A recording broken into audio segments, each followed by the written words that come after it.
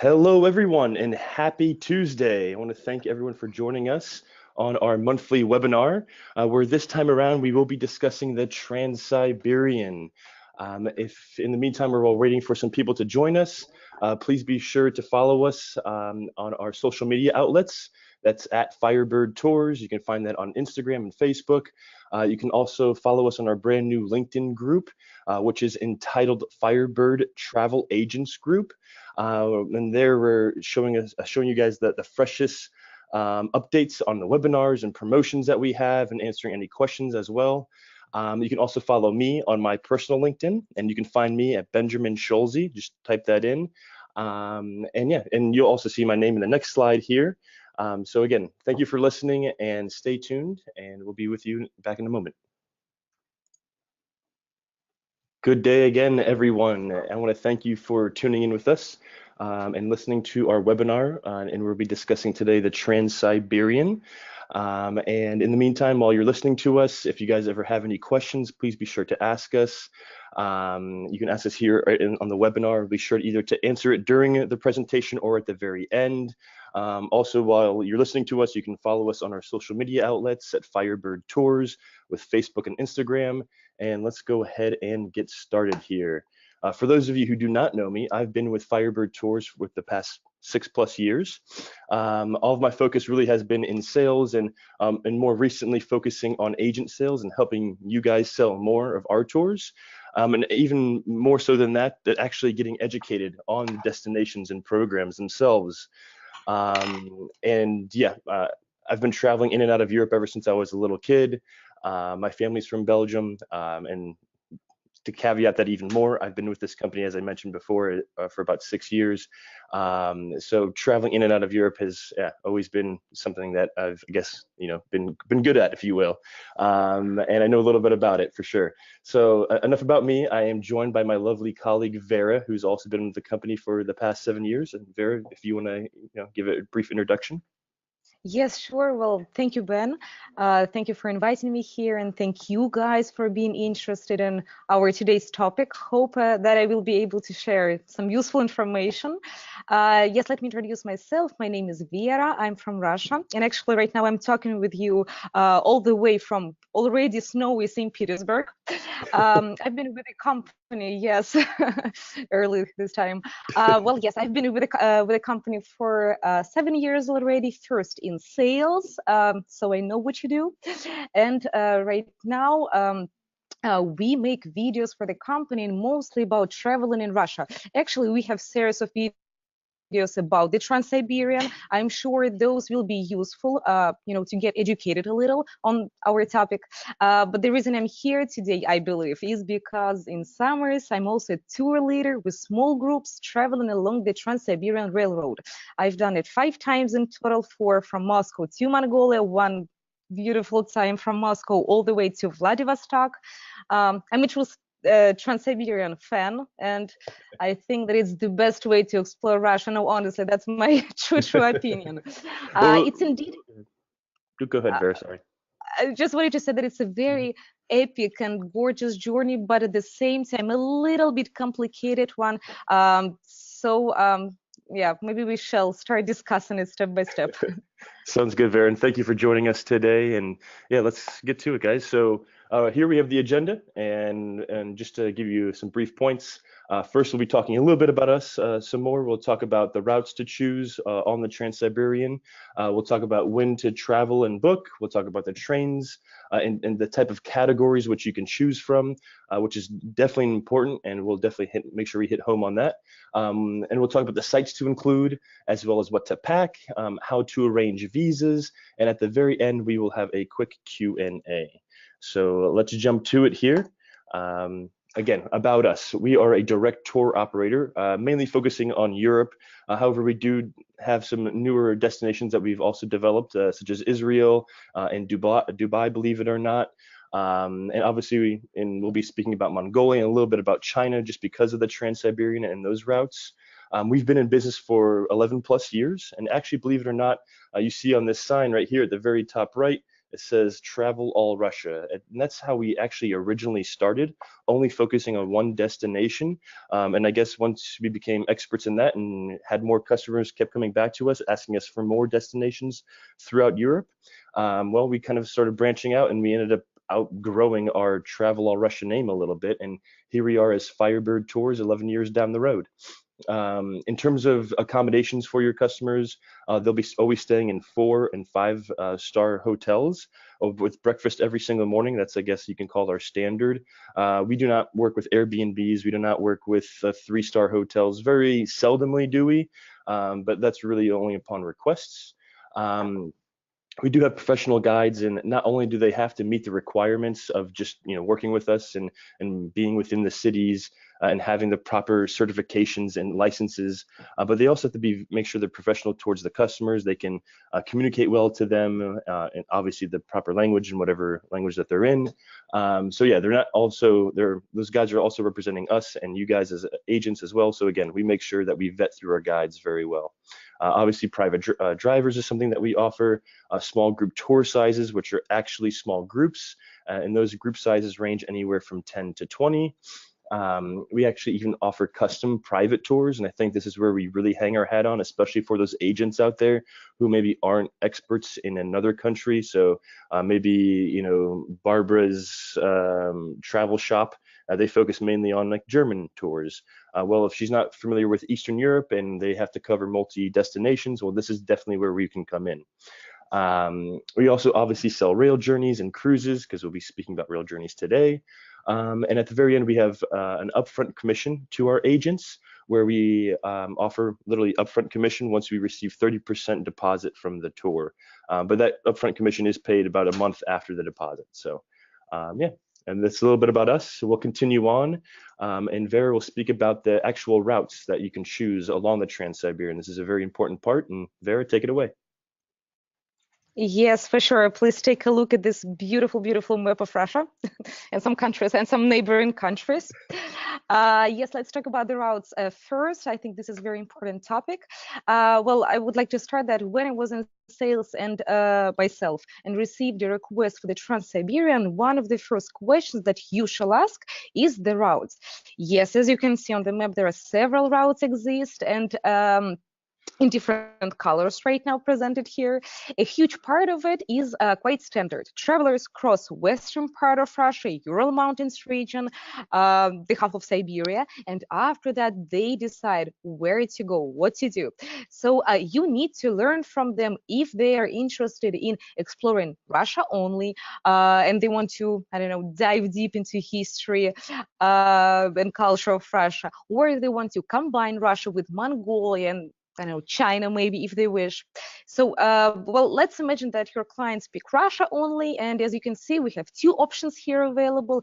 The most popular one is marked with red, from Moscow to Vladivostok, and actually I'm going to tell you that this is the real Trans-Siberian Railway, which was first built in the beginning of the 20th century. So this is the one. The next one, marked with green, to be honest, it's not popular at all, honestly. It's called BAM, after Baikal-Amur main line. There are no big cities on the way, and I think that the highlight of this trip is to see truly virgin nature, and maybe Baikal Lake from the other side. You can see Lake Baikal over there on the map. So maybe this exact route is for those tourists who have already done a classic trip. Well, that's my opinion. If your tourists wish to combine Russia with Mongolia and China, we have also 2 options. The first one, from Moscow to Ulaanbaatar, the capital of Mongolia. This railroad is called Trans-Mongolian, and the second one is Trans-Manchurian, including China.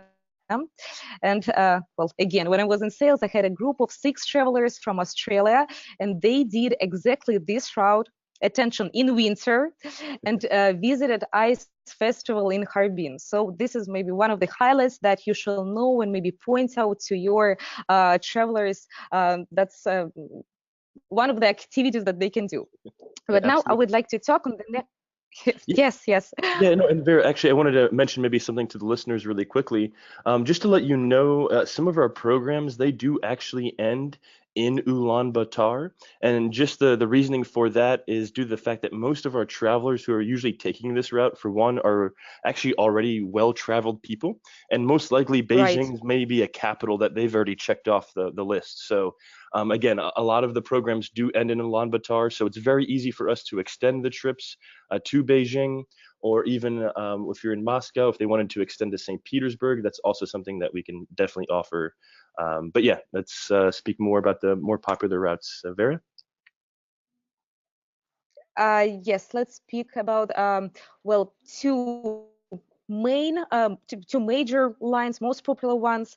But again, it depends on interests and preferences of your clients. With the first one, from Moscow to Vladivostok, tourists have a chance to visit different regions. Again, western part of Russia, Ural, Siberia, and finally, extremely beautiful Russian Far East. Maybe because I'm from the western part of Russia, I was like very much amazed with the Russian Far East when I saw it for the first time. We ride through the small, pretty villages, many rivers and lakes, and of course, this is Russian Far East, small mountains. The landscape, is so picturesque that all we do with travelers is just taking pictures all the time. Um, Duration of such a trip is normally 3 weeks. So you and your clients shall be ready to spend this much time on this vacation. The second highly demanded route is from Moscow to Ulaanbaatar, Mongolia. I had a tourist in my group last year, and he once said to me, Vera, Mongolia appeared to be a very interesting country, but before you visit it, it's never on the top of your travel list. And I would totally agree here with him. But believe me, all tourists I traveled with, they were like shocked, well, in a good way, of course, with Mongolia. Very different landscape and, nature in general. They have steppes in Mongolia, very different mentality and culture and people and cuisine, of course, and history, a very deep history, including Tatar Mongols era with Chinggis Khan, with epic Chinggis Khan. So there's a lot to learn. Plus, a very unique highlight is a stay in a ger camp. Usually we have one night stay to experience this nomad lifestyle. But of course, if your clients wish, we can extend their stay so they can enjoy the nature a little bit longer.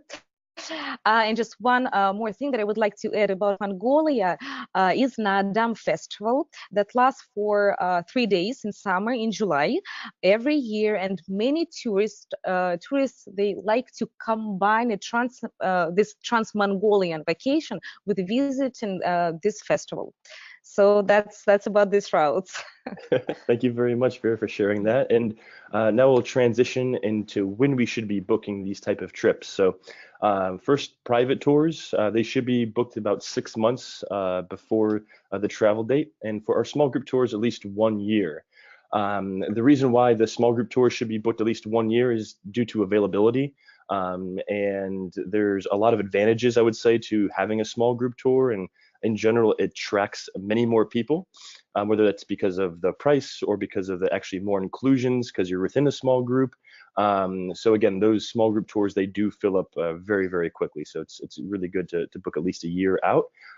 Whereas the private tours, again, it's relatively flexible as long as we're double checking the train routes, in which we can easily do for you. And whenever there's a private tour or custom program requested, and those can usually and should be done within at least by the 6 month mark.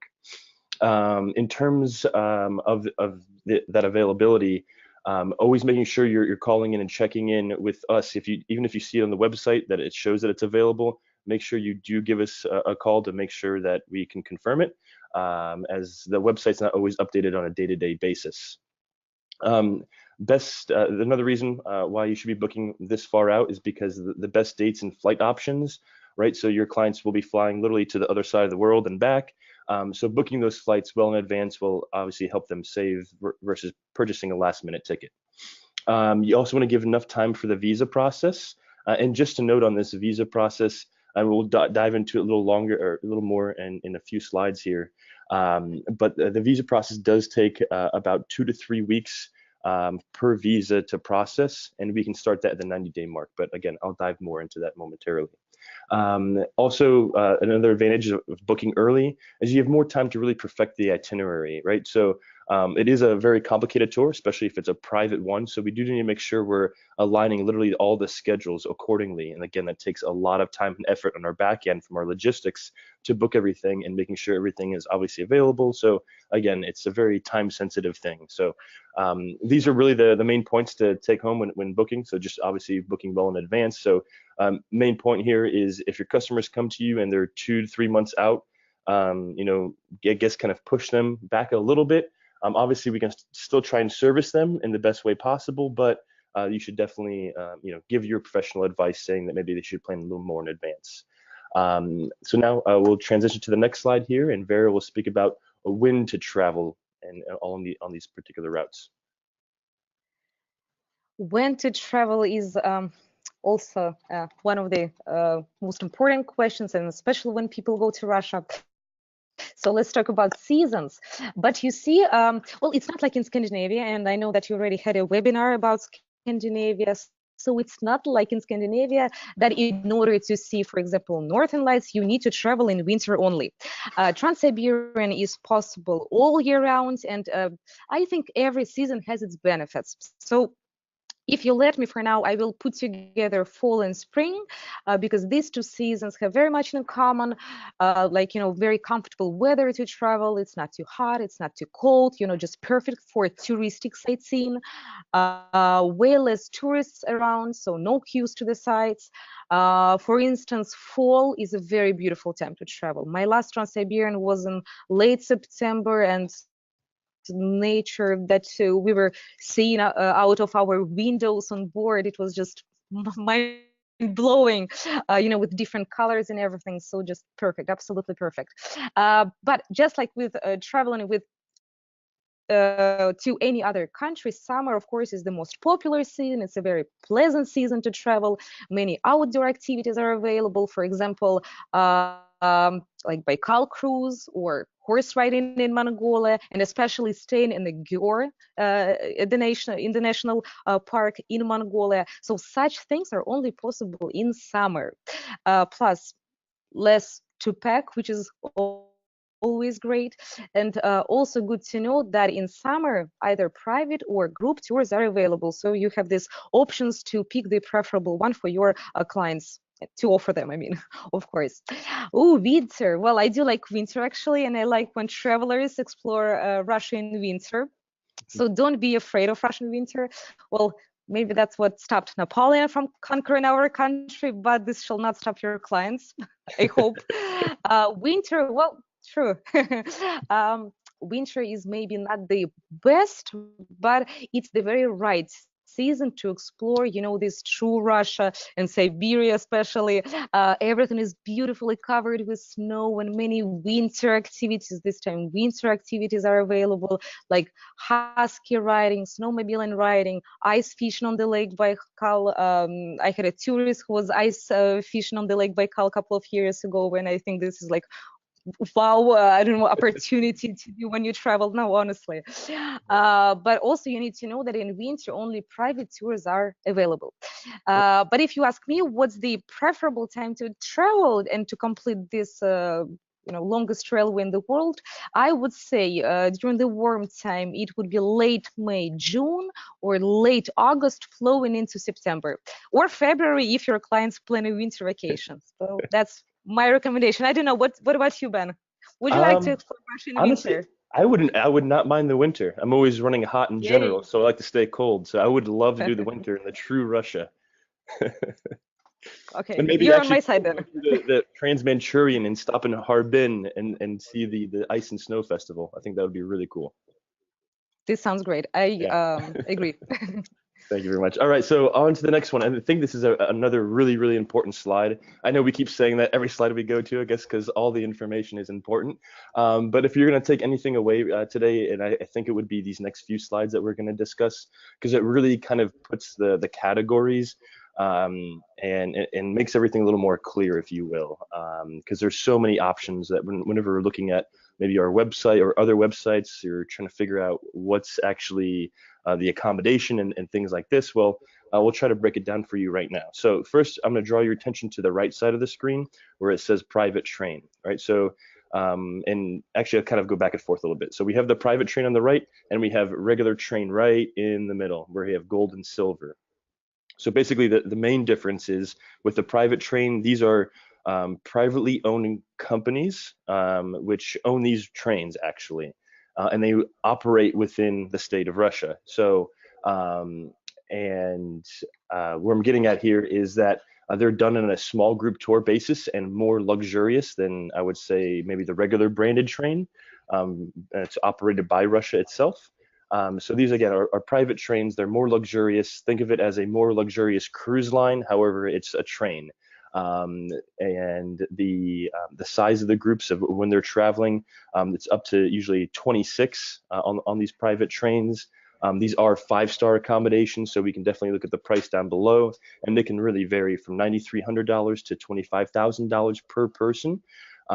So yeah, these are definitely for your more luxurious clients, because we all know we have different clients that come to us. We have our 5-star, we have our 3-star, and our 4-star. So again, if you have your more 5-star customer, you would definitely direct them to this private train accommodation. Whereas the regular trains, and here we have it split at the top, right? We have the gold on the left, the silver on the right. And our gold is our small group tour. So basically what we do is we take the regular train, so the Russian branded train, and we actually take a whole separate cart, which Vera will talk about here in a second. And it's an entire first class compartment for everybody. They are fixed dates. They do stay in 4-star accommodations. The duration's anywhere from 17 to 23 days, and the price is $7,600, $8,600. And obviously we're the ones organizing these small group tours. Whereas the regular on the regular train with the silver package, this is a private tailor-made program, and this price range would be anywhere from $4,600 to $8,100, and the flexible dates, so it's 15 to 23 days, and it just depends upon the train time, the dates that your clients are traveling. So there's actually a lot of back and forth that usually happens between the sales rep, the travel agent, and the customer, and just really nailing down those specific dates and routes and items like that. So again, 2 different ways we can go: private train or on the regular train. And actually Vera is going to discuss with you guys more details on the regular train right now.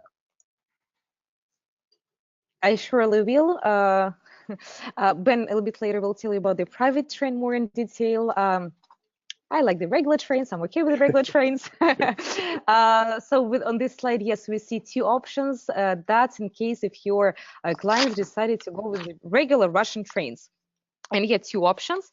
So with the first one, basically how it works, they will be having, your clients will be having private tours with guides at the cities of their visits, the ones that they decided to go with this private itinerary, private transfers, of course, but they will be riding between the cities using regular Russian trains, just like locals do.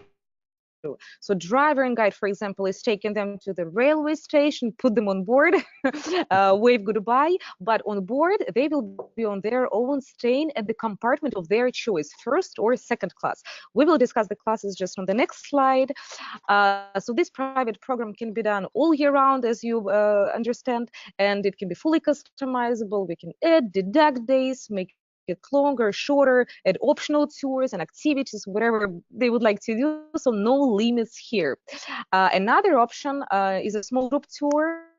And this is a very good tour option designed for, I think Ben said, 18 travelers only. And the biggest difference here, well, except that travelers having group tours instead of private, is that tourists are staying on board of a private rented by the company 1st class train car, which, believe me, brings many bonuses.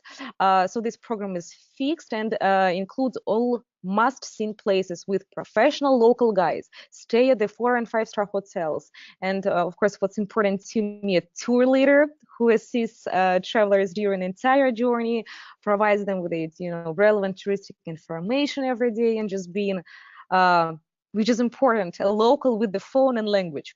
That's true.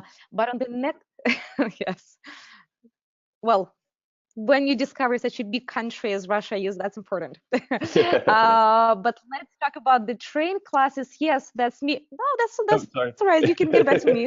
There we go. We're back. We're back. We're back. Yay. That's me on the picture. I already shared with Ben that this picture was taken on the 20th day of my epic Trans-Siberian last summer. We were about to approach Vladivostok, our last stop, so maybe a little bit tired, but fulfilled. You can see it in my eyes.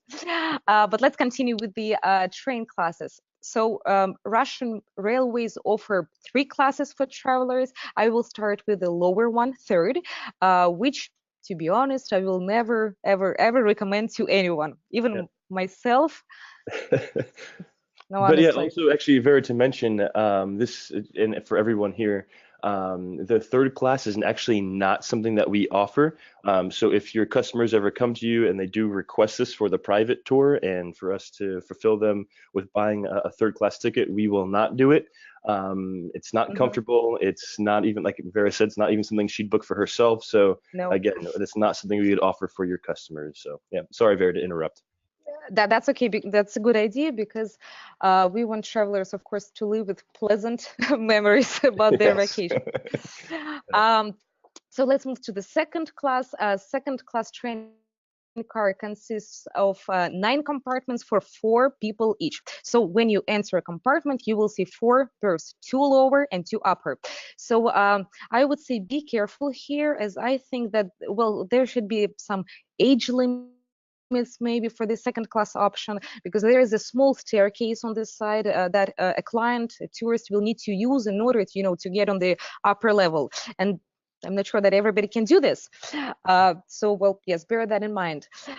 First class train car also consists of 9 compartments, but for only 2 people.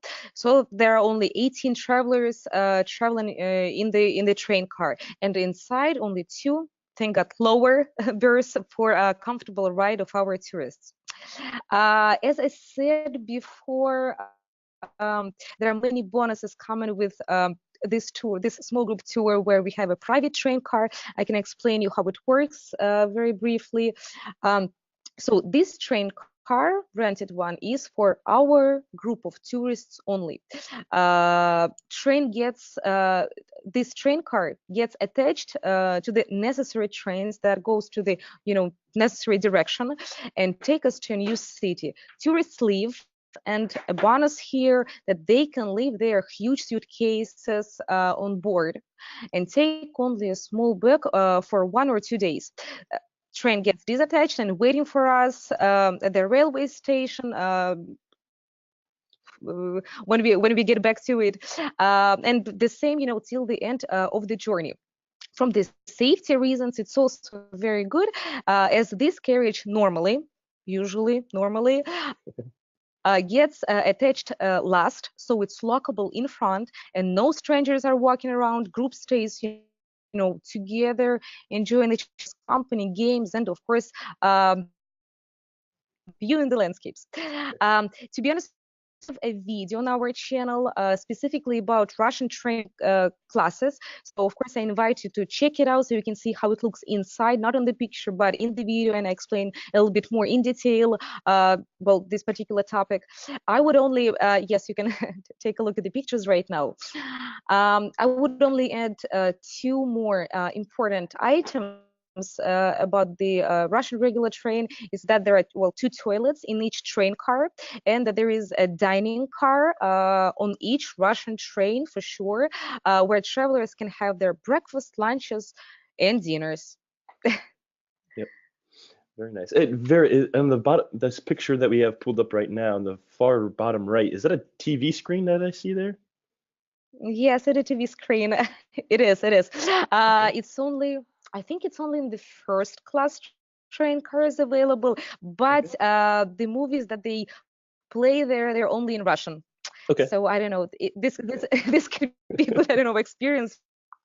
When I go abroad, I usually also watch well, full TV, trying to guess what's happening there. So maybe that's one of the ways to do the same. Yeah, it could be something fun to do along the long journey. Right, right, right. Yeah. Well, now going on to our private trains here. Obviously, these are, at the top of the line, most luxurious ways to travel along the Trans-Siberian. So you do have your own private entire train that travels along the entire way. When you do stop in the cities, however, as Vera mentioned, normally with the private cart that we rent out, it usually gets disattached, waits there for the group. Maybe the group stays overnight, people come back then the following day, it gets put onto another train and it goes on, where this train really stays together the entire way, all the way through. And it does go in both directions. So if you're going from Moscow to Beijing or Beijing to Moscow, since the train does need to go back and forth, it's again the same train all the way through. So they do have tour leaders by your side all the way during the duration of the trip. They also have, I would say, a lot of onboard entertainment, and more so than what a normal regular train would. They have performers, they have classes. So actually, it almost gives more of a vibe of like a cruise, but on train. The certain amenities on board as well include ensuite showers, for example. Now that depends upon what category you do choose. Obviously, that's going to be higher in price with an attached bathroom. Speaking of those prices, you can see at the very bottom of the left-hand screen, the Golden Eagle, which starts from $16,000 per person, whereas the SARS Gold starts from $9,300 per person. We could always dive into a lot more of the details on these specific trains. However, we'd be here for hours and hours, and we know you guys are all busy. So we're just trying to give you a little more flavor of the differences.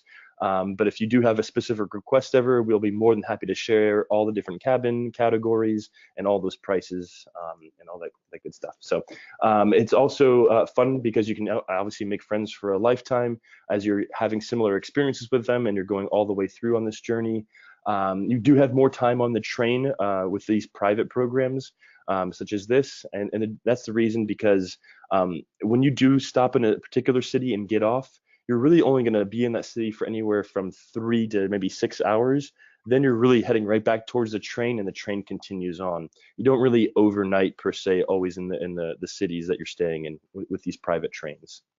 And then obviously these private trains comes really good meals. They'll have breakfast, lunch, and dinner, and they'll always rotate the menu, so they won't get bored of having the same meals on board the train. Here are some pictures which I'd like to share with you on board the private trains. The ones on the right are obviously dining carts, as well as the one on the far bottom left. Top left is one of the compartments for, it looks like maybe a single, or it's actually maybe, there's two berths. As the top right, there looks like there's another bunk that you can pull down to climb up top. So again, this is kind of like the amenities which you would experience on board the private trains. Another important thing to cover, and as I mentioned earlier, is the visas. So we can do visa processing for anyone who is a US passport holder, a Canadian passport holder, or Australian passport holder. And we can process those visas for Russia, Mongolia, and China. In general, the visa process, as I mentioned earlier, is 2 to 3 weeks per visa. Certain ones do take a little bit less. Some take just about that time frame that I mentioned. The time range, maybe that's a little misleading in terms of what's being written there, but the time range is more so 3 months is when we actually start the visa process. It doesn't take 3 months to process, but that's when we can start it. And that's not our rule. That's the rule of the consulates. And just kind of, I guess, for making sure they don't get too many applications at once, that people are processing them, at least within 3 months of their travel date. We do have our very own visa department. So if you do have questions, or if you do have, just certain concerns, you can email them. They're there for support. They're not usually available too much on the phone, but again, it is email support. So if there are questions, you can forward it to them, and the visa department can definitely respond and assist.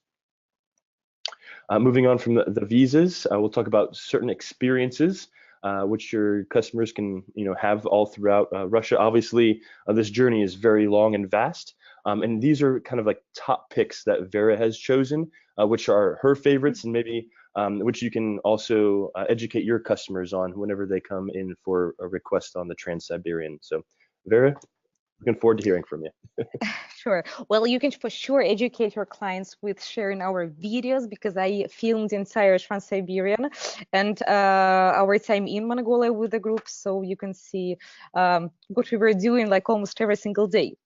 But yes, these are the highlights that I picked. Moscow here.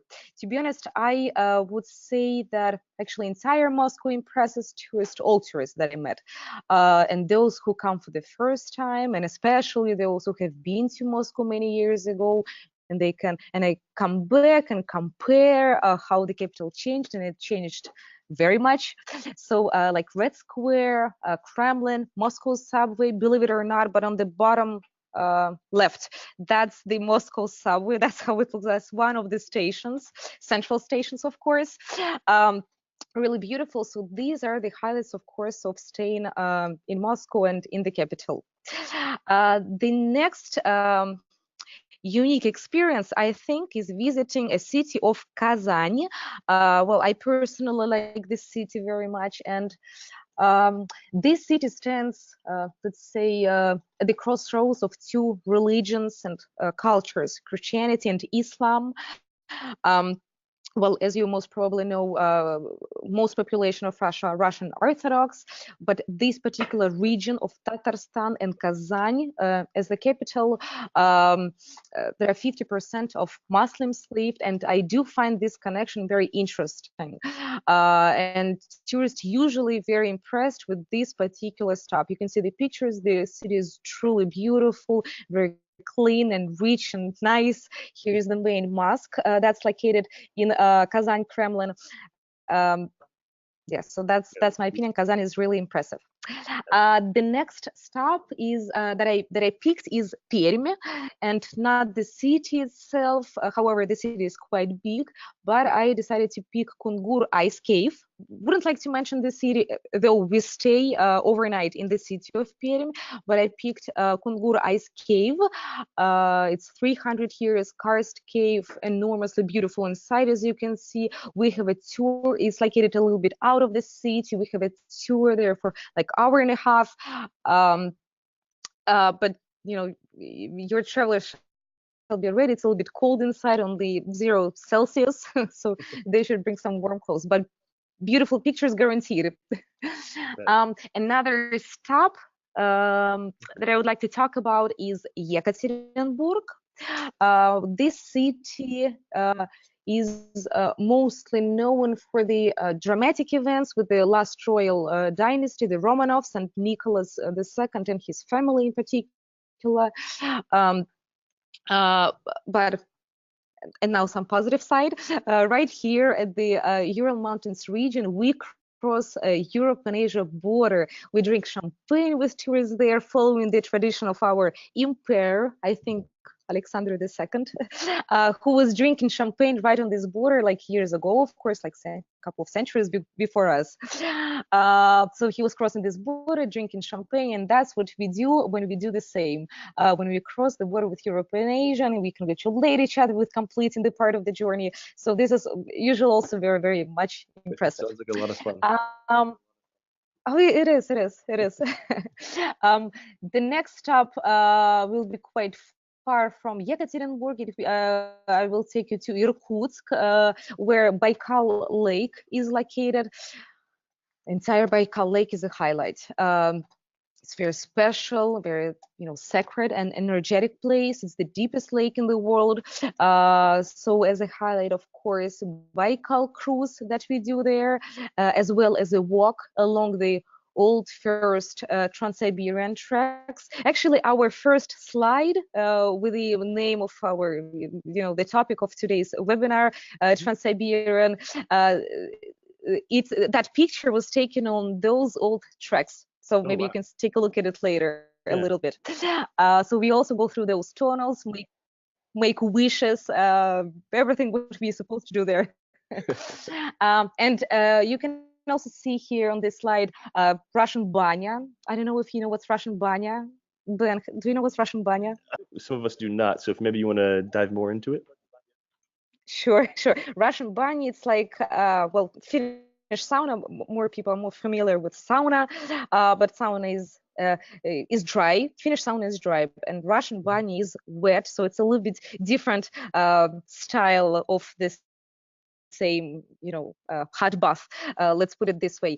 So what we do with tourists have a visit to Russian banya when we are staying 2 nights on the Lake Baikal, and I usually make all my tourists go there. They obey, they obey, they go, and after that feel like 10 years younger. They usually thank me after that. So That's this great. is truly a highlight, no, honestly. Okay, let's move on to the Russian fart and Vladivostok. It's usually the last, well, it is the last stop on the Trans-Siberian in Russia, of course. This city of Vladivostok is called the Russian San Francisco. Well, it's also located on many hills, so it's a very, very pretty city. Um, Russian seaport as well, which is impressive because the seaport is located right in the, well, city center. And of course, yes, you can take a look at Vladivostok right now. And of course, the view from the observation point called Eagle's Nest is just, breathtaking.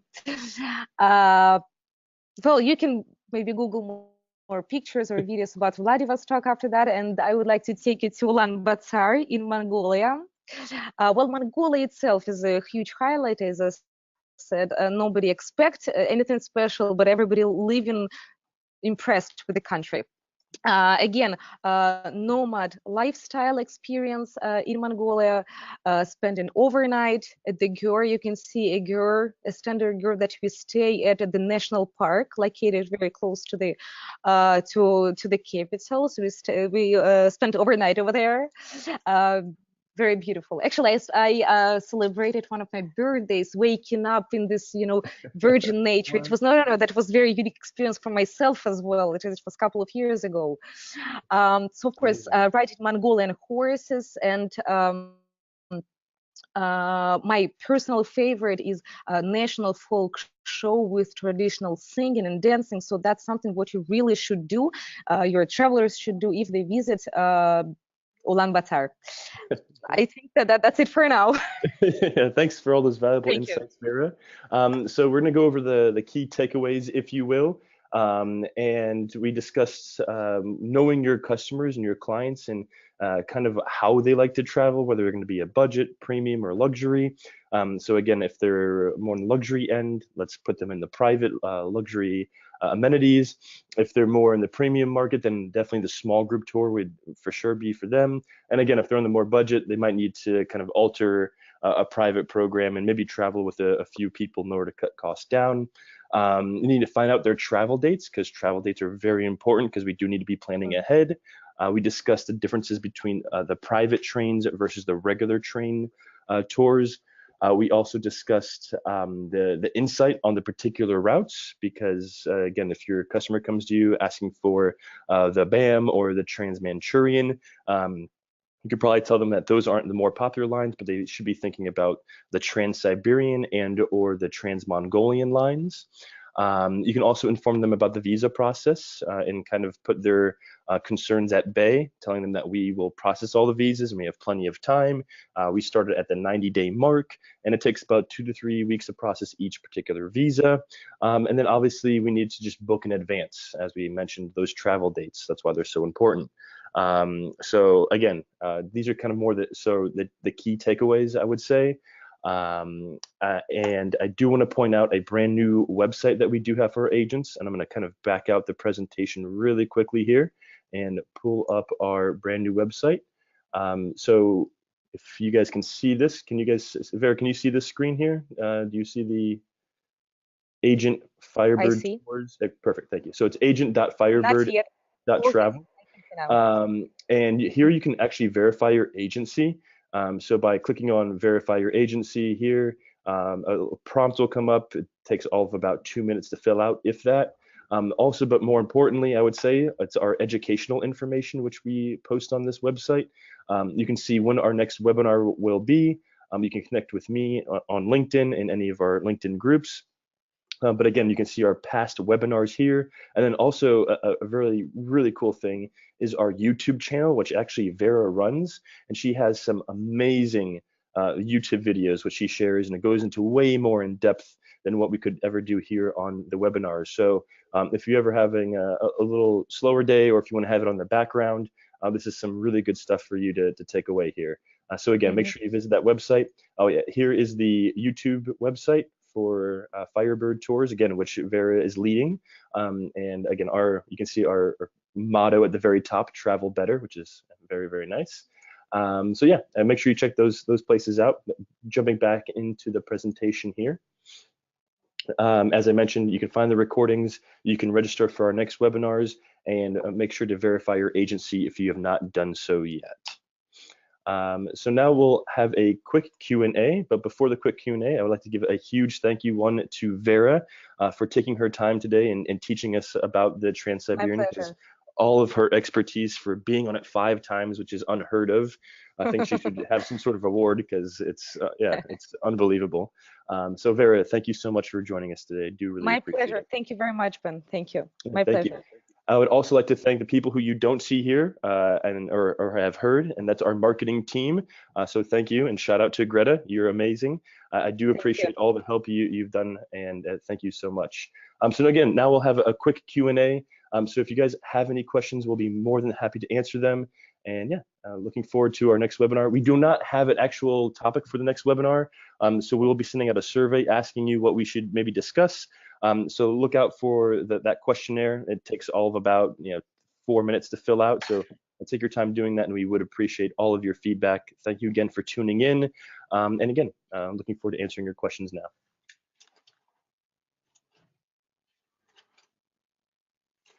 Yes, I see someone was asking about particular meals. Since I haven't been on the long Trans-Siberian route, I've only been on some of the trains to and from certain cities. But maybe Vera, can you clarify some of those meals as to maybe what people would expect on the regular train, and maybe obviously on the private trains you'd have breakfast, lunch, and dinner every single day with changing menu. But on those public trains, can you tell us some more? Yes, sure. Well, it doesn't matter if you do a private tour or if you do a group tour. Well, of course, when you stay at the hotels, you will have breakfast included, as Ben already mentioned. It's a buffet breakfast, so European, quite standard food you can find there. What comes to lunches, usually lunches we have included in our city tours, during the city tours. So usually we have a salad and a soup and main course and like a dessert with tea or coffee, something like that. Normally we like to present Russian traditional cuisine to our travelers. If your clients have, I will put it this way, if your clients have any, I don't know, allergies or special diets, it's all possible to arrange. We just need to know that in advance. For dinners, usually we have free time, and me being a tour leader or local guides usually recommend tourists where to go, what food to try. So that's not a problem here as well, because our travelers always stay in the city center and many restaurants are around. What comes to food on board, as I mentioned, there is a dining car available on board of each Russian train. It's usually somewhere in the middle of the train. It works from 9 till 11, something like that, and they have a la carte menus, so they can pick everything what they would like to, from again, porridges in the morning, omelets, to soups and main courses. Yeah, so something like that. Thanks, Vera. I do appreciate it. Someone also asked, can I do the reverse route? And of course, the trains do go back and forth. For the private trains, obviously, we just need to double check those dates, as they're not as regular. The small group tour, which we have, yes, we do have reverse routes.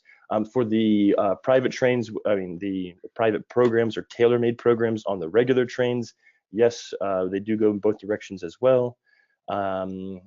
Yes, I see someone asked regarding how much money should I take, and the currency. So for one, I always recommend making sure you do have currency with you before you travel. And regarding how much, I guess that's more of a tough question because maybe some people like to spend more than others regarding souvenirs and things like this. And obviously having your Visa or major credit card with you will definitely help. Um, but I would say usually around worth $200 of USD, transferring that over will be a good start, but you most likely need more than that, especially when you get out to the more eastern parts of Russia, as maybe, if you're trying to buy something at the train station, they may not, accept a credit card, but the person you're buying something from, they, obviously take cash. So again, just maybe having a good amount of cash with you while you're traveling in order to purchase things while you're on the eastern side of Russia would definitely help for sure. Um, Vera, maybe you can elaborate more on the currency, but that's kind of what I have to say. No. That's I would agree on everything here. Mhm. Credit cards are available almost everywhere, restaurants, shops, I know Mhm. at the hotel. Um, the most common currency if you bring foreign cash with you is US dollars and euros. On board of the train, I would say only Russian cash, not Yeah, even yeah. optional. Okay, So good to know. yes, make sure that your clients know this and uh, take with them Russian cash on board. Yeah. Yep.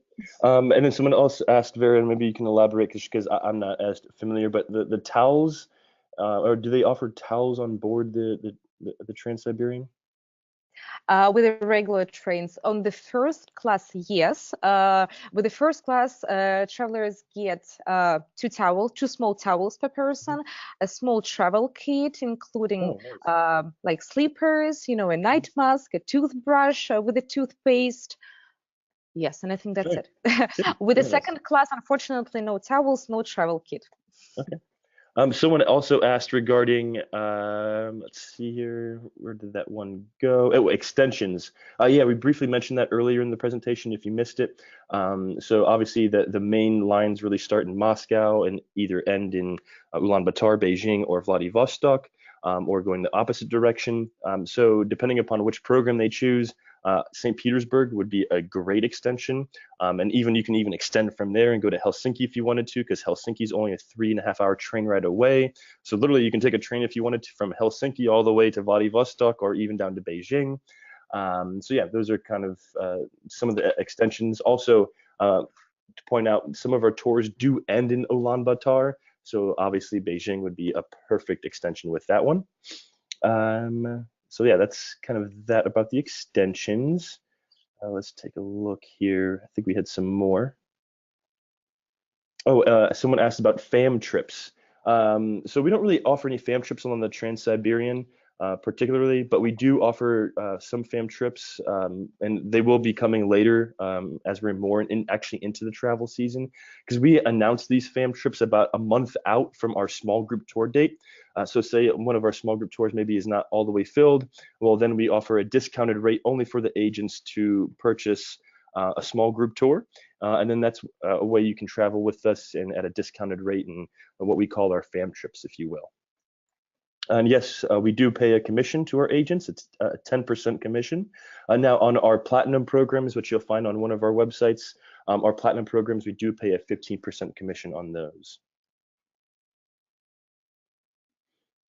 Again, thank you all for tuning in and listening. I do appreciate your time and attention. We will be having another webinar for December. The date is still to come out. The topic is still to come out. Thank you again for all listening. And yes, enjoy the rest of your Tuesday. Bye for Thank you now. very much. Bye Thanks, bye. Vera. All right, bye-bye now.